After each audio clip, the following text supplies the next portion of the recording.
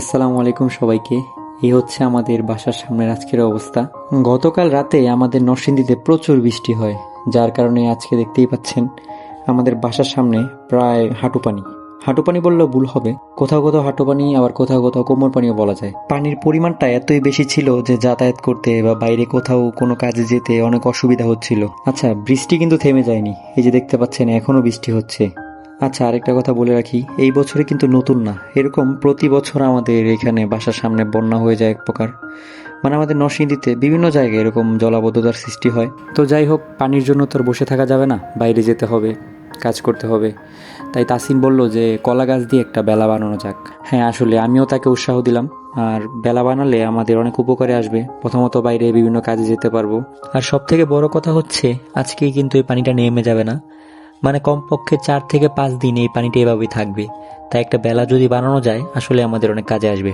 এই যে আমার বাসার সামনে একটা বাগান বিলাস গাছ, এই গাছটা আমার খুব প্রিয়। আমি নিজের হাতে গাছটা লাগিয়েছিলাম। গাছটা নিয়ে আমি খুব চিন্তায় আছি, বন্যার পানিতে যদি মরে যায়, আল্লাহ না করুক, আমার খুব কষ্ট হবে, কারণ এটা আমার খুব প্রিয় একটা গাছ।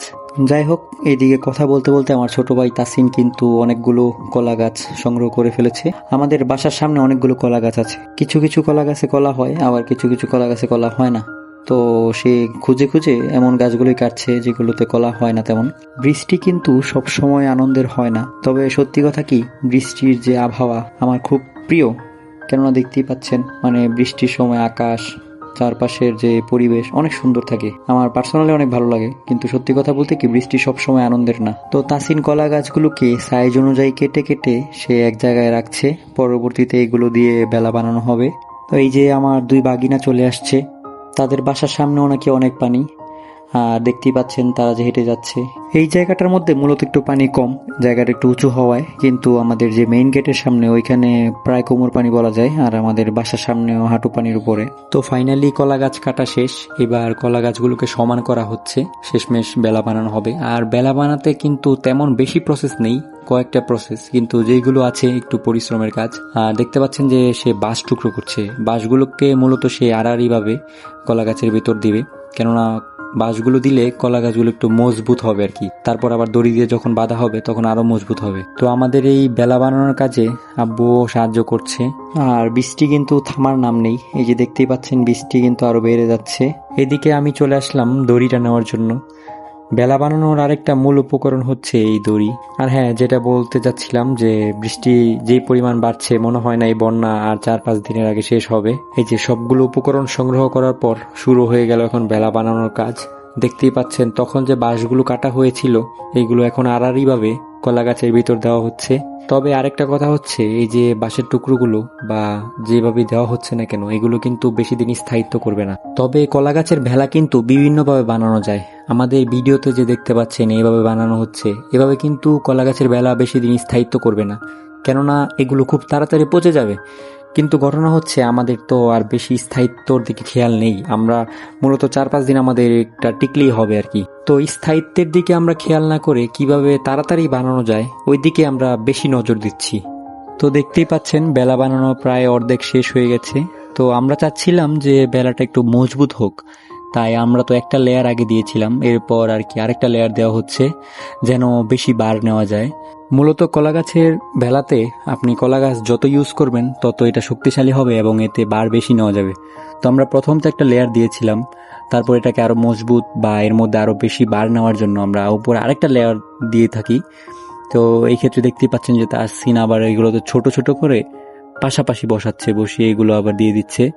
তো আমাদের কিন্তু কলা গাছ শেষ পর্যায়ে ছিল, মানে লম্বি দেওয়ার পর আর কলা গাছ শর্ট পড়ে গিয়েছিল আর কি, তাই সে আবার গেল অল্প কিছু কলা গাছ কাটার জন্য।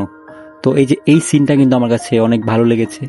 আপনি ওয়েদারটা দেখতে পাচ্ছেন, খুব দারুণ, কিন্তু হয়তো একটু বন্যার কারণে কষ্টকর, কিন্তু পরিবেশটা অনেক সুন্দর ছিল। যাই হোক, জানি না আজকে আমাদের বেলাটা কেমন হবে, কিন্তু আজকে বেলাটা বানানোর যে স্মৃতি, এটা খুব মজার ছিল। আমরা বহুদিন পরে এরকম একটা সুন্দর সময় কাটিয়েছি। আমি আগেই বলেছিলাম যে বৃষ্টি বা বন্যা হয়তো আনন্দের না, তবে এটাও সত্যি যে সময় এবং স্মৃতি সবার জন্য সমান নয়। আমরা হয়তো উপভোগ করেছি, তাই আমাদের কাছে ভালো লেগেছে। আর একটা সত্যি কথা কি, দুনিয়ায় টাকা দিয়ে অনেক কিছু কেনা গেলেও এই সুন্দর সময় আর কেনা যায় না। আমি আজকে একটা উদাহরণ দিচ্ছি, এই যে আমার ছোট ভাই, আমার আব্বু, আমরা মিলে একটা ভেলা বানাচ্ছি, আমাদের কত সুন্দর একটা স্মৃতি। আমি কি চাইলেই কালকে এটা কিনতে পারবো? পারবো না। তাই আমাদের হাতে যেই সময়গুলো আছে আমাদের সুন্দরভাবে উপভোগ করা উচিত। কেননা আমি চাইলেই তো আর কিনতে পারছি না। দুনিয়াটা কত নিষ্ঠুর, মানুষের কত সুন্দর স্মৃতি, কাটানো কত সুন্দর মুহূর্ত সব হারিয়ে যায়। একটা সময় গিয়ে হয়তো আমাদের এই স্মৃতির কথা মনে পড়ে, কিন্তু তখন চাইলেই আর এইগুলো আমরা কিনতে পারি না। আসলে মানুষ যদি পারতো তার সুন্দর স্মৃতিগুলো কিনে কিনে রেখে দিত। আচ্ছা, এইদিকে কিন্তু আমাদের বেলা বানানোর কাজ প্রায় শেষ পর্যায়ে। আমরা বেলার মধ্যে যে বাঁশের টুকরোগুলো ব্যবহার করেছিলাম, এইগুলোর অতিরিক্ত মাথাগুলো তাসিন দেখে দেখে কেটে ফেলছে, কেননা এইগুলোর কারণে পরে ব্যথা লাগতে পারে। তো ফাইনালি আমাদের বেলা বানানো কমপ্লিট। এবার এটাই দেখার বিষয় যে এটা কেমন ভাসে। তো এই যে শেষমেশ দেখতেই পাচ্ছেন যে আমাদের ভেলাটা কত সুন্দর পানিতে ভাসছে। আমরা তাহলে অবশ্যই সাকসেসফুলি সুন্দর করে ভেলাটা বানাতে পারলাম। এই যে তাসিন কিন্তু খুব সুন্দর করে চালাচ্ছে, হ্যাঁ। আর এই জায়গাটার মধ্যে কিন্তু পানির পরিমাণ অনেক বেশি। আর আরেকটা কথা হচ্ছে, আমাদের ভেলা এটার মধ্যে কিন্তু মিনিমাম 2 জন ওঠা যাবে অনায়াসে, কেননা প্রথমেই দেখেছেন যে আমাদের বেলাটার মধ্যে 2টা লেয়ার দিয়েছিলাম আমরা, যে কারণে মোটামুটি একটু মজবুত হয়েছে আর কি। তো এই যে গেটের এই সামনে এই জায়গাটুকু এই যে দেখতে পাচ্ছেন উনি হেঁটে আসতেছে, যে প্রায় কোমর পানি। হ্যাঁ, আমাদের এই জায়গাটার মধ্যে মানে সব থেকে বেশি পানি থাকে আর কি। এই পানিটা সহজে নামে না। তো গেটের এই জায়গাটাই মূলত অনেক বেশি পানি। তো এই যে আবার আমার ভাগিনা চলে আসছে, জুবায়ের। এখন তাসিন আবার জুবায়েরকে উঠিয়ে মানে আমাদের বাসায় নিয়ে যাবে আর কি। জুবায়েরকে যখন প্রথম বেলার মধ্যে উঠানো হয় সে খুব ভয় পাচ্ছিল, মানে এর আগে কখন উঠে নাই তো এই কারণে সে আর কি ভয় পাচ্ছিল। তারপর আস্তে আস্তে আবার ঠিক হয়ে যায়, সে এনজয় করতে থাকে। তবে বৃষ্টির কারণে যে পানি জমে যায় বা বন্যা হয়, এতে কিন্তু আমরা চরম ভোগান্তিতে পড়ি। কেননা বন্যার মধ্যে স্বাভাবিক কাজকর্ম সকল কিছুতে ব্যাঘাত ঘটে। বাইরে চলাচল করতে বা প্রয়োজনীয় সকল কাজ অনেক কষ্টকর হয়ে যায় আর কি। তবে জুবাইর কিন্তু সেই মজায় আছে, সে একেবারে রিল্যাক্সে পায়ের উপর পা তুলে এনজয় করছে।